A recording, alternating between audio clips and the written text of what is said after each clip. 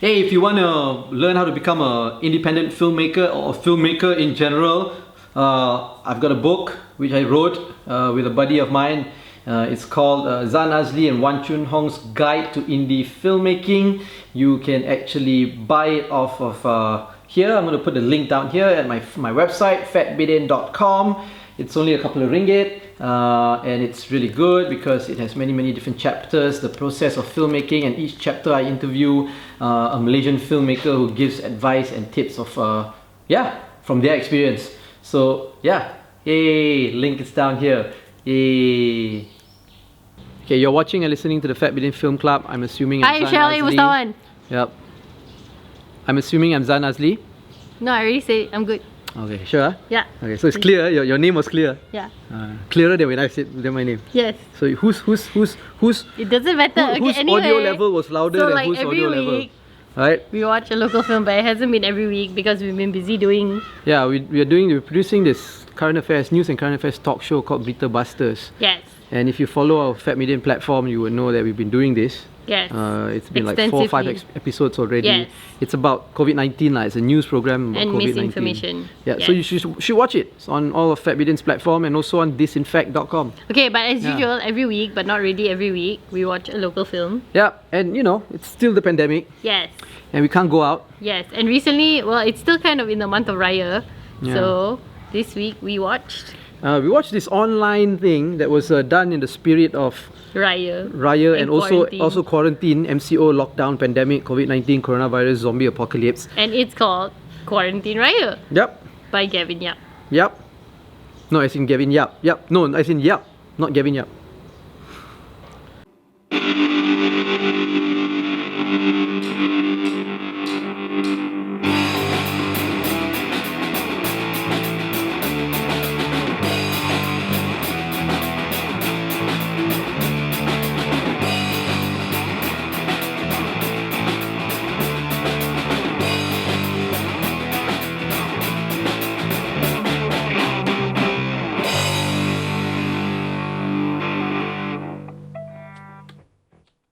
Okay. We watched it. It's on YouTube.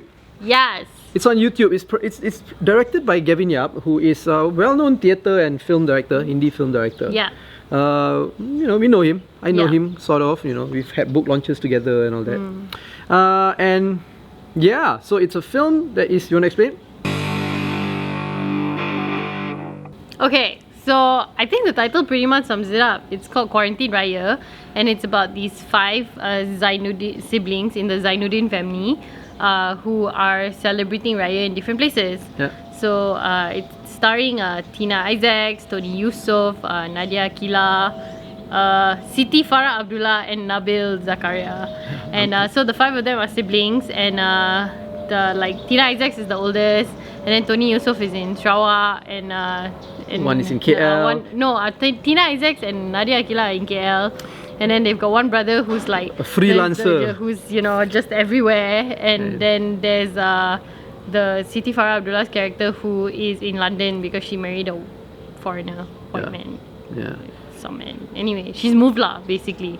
So it's the first Raya since the passing of their mother, and it's all centered around how they're trying to recreate their mother's, or someone is trying to recreate their mother's rendang dish. So there's like this back and forth. It's the sibling that is in London, in the UK. Yeah. So there's this back and forth of how do we make the food? Will it taste the same? No, it won't taste the same. Are we even doing Raya? Why are we not doing Raya? What are we gonna do on the first day of Raya? Allah, so sad you cannot come back for Raya. And then in between these Zoom chat conversations, there are these small snippets of them just talking about their favorite, like confessions like that lah.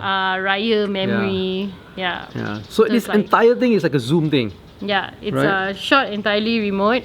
Not on Zoom, as I was reading. Well, the story was on Zoom. Yeah, the whole storyline is all on Zoom, yeah. on the Zoom platform. But it was shot completely on phones. Actually, we shouldn't say Zoom because it was like on some. It's unclear lah. It's on they don't say Zoom, but it's an online virtual video chat thing lah. Yeah.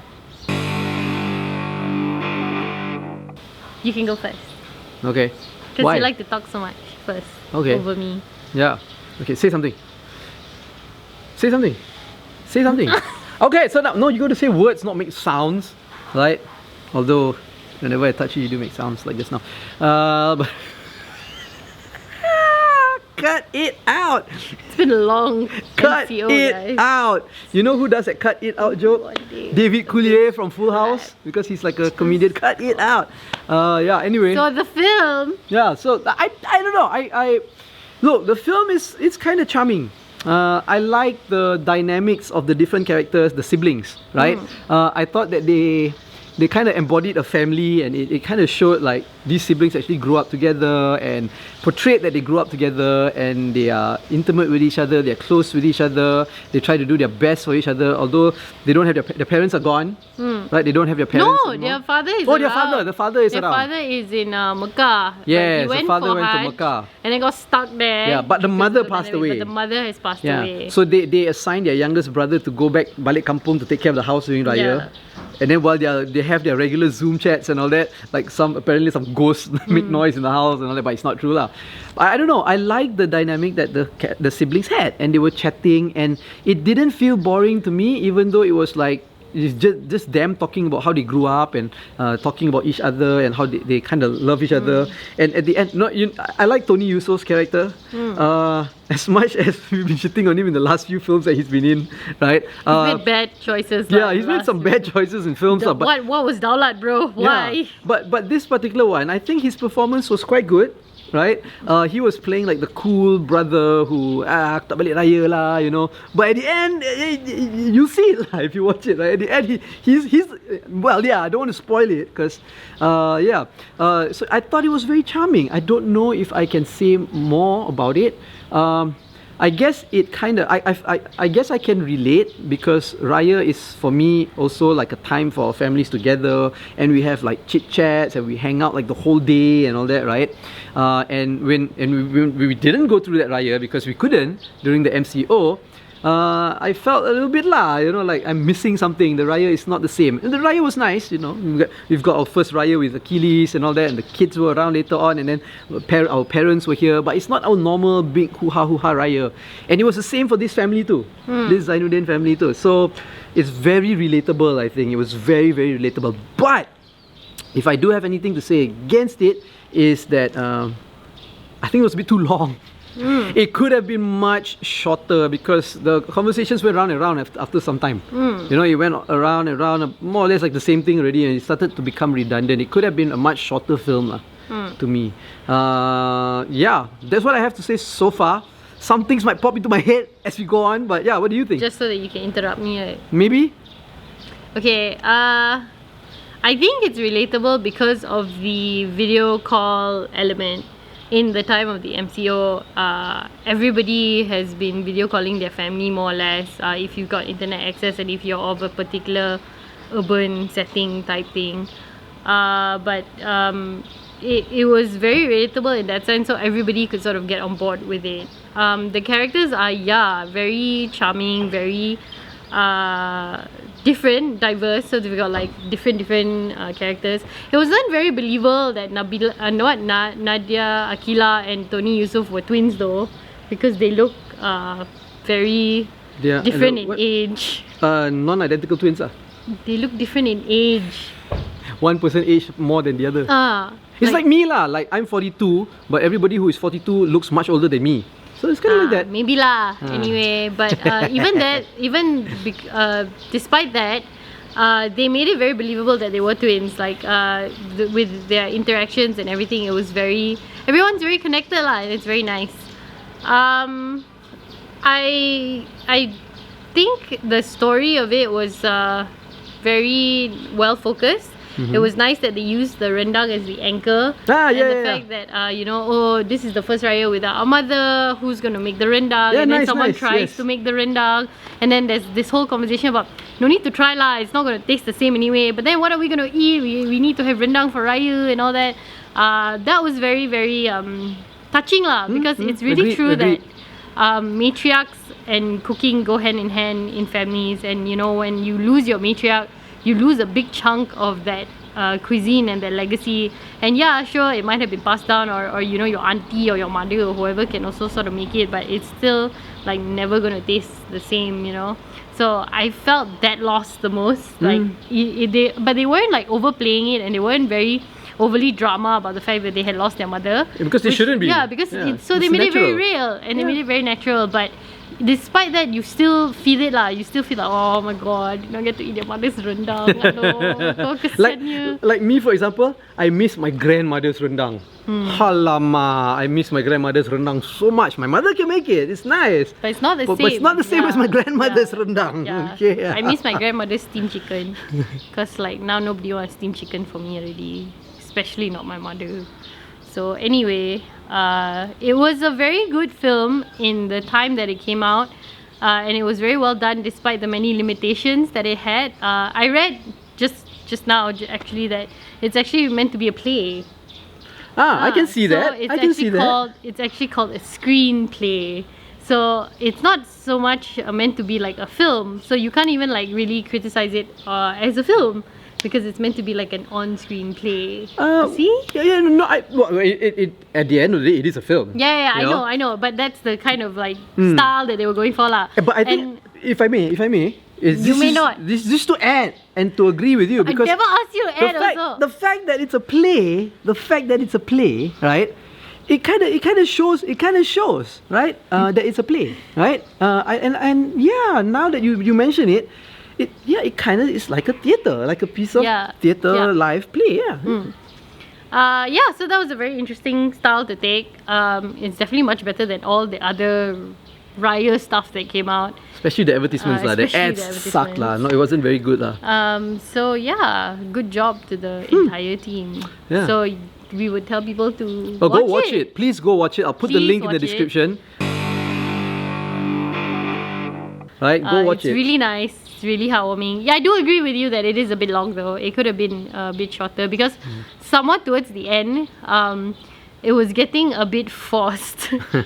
Because at first the jokes all felt so natural. You see, they're all like siblings, but then after that it was like, oh, okay, they're kind of acting already lah. Maybe it could tired or what, I don't know. You know, it could be the filmmaker also trying to show that that's how it is during Raya. Everybody's excited to see each other in the beginning, and then slowly as it goes on and on, people are like, oh, I know why I'm living separately now. Maybe. Okay, so watch it. Yeah, do watch it. There is something that I also want to kind of say, because this is more of how the film industry is going to work and how the production process is going to happen after the pandemic. Because like for us, so for let example, me add to okay, this. please. Yeah. As we're filming this, it's already been allowed. Film productions are already being allowed to go out and shoot again with SOPs. With very strict SOPs. But you were saying moving forward, the film industry. So moving forward, like for example, like us at Fat Bidin, right? I mean, we do production work and all that, right? Non-fiction production work, and we have had to also kind of adapt the way we work. Like our news program, the Berita Busters, for example, it's done remotely. Right? It's done remotely. We have not met our production team at all since the start of this production, except for animator lah, because we went to Beraya, this house. But you know, we have our video editor. These are all people that we normally work with during our projects as well. But we do everything remotely. And we use, you know, video conferencing to talk to our correspondents, and we haven't met our correspondents in person, although we do know them. So and now you've got Gavin and his team who is doing this film under restrictions as well, and he's trying to find ways to make it entertaining and to shoot it in a way that people will still find appealing, right? And I think in the future, the production process is going to be what they keep saying about the new normal. I believe this new normal thing is going to happen. And we're going to be changing. And I teach too, and that's what I tell my students. You don't be frustrated about the fact that you can't go into class and learn normal production, because from now onwards it's going to be different anyway. It's going to be different anyway. And it's interesting to know that we are in this transitional stage. Because then your students will become the pioneers. They are going to be the pioneers. And if you're a pioneer, you're going to be the leader lah. And it's great. Just do whatever. And it's exciting to me too, because we've also always been stuck in the same way of production, and now it's going to force us to think of new ways. I don't know, it just came into my mind lah, and I felt like I needed to rant to all you guys.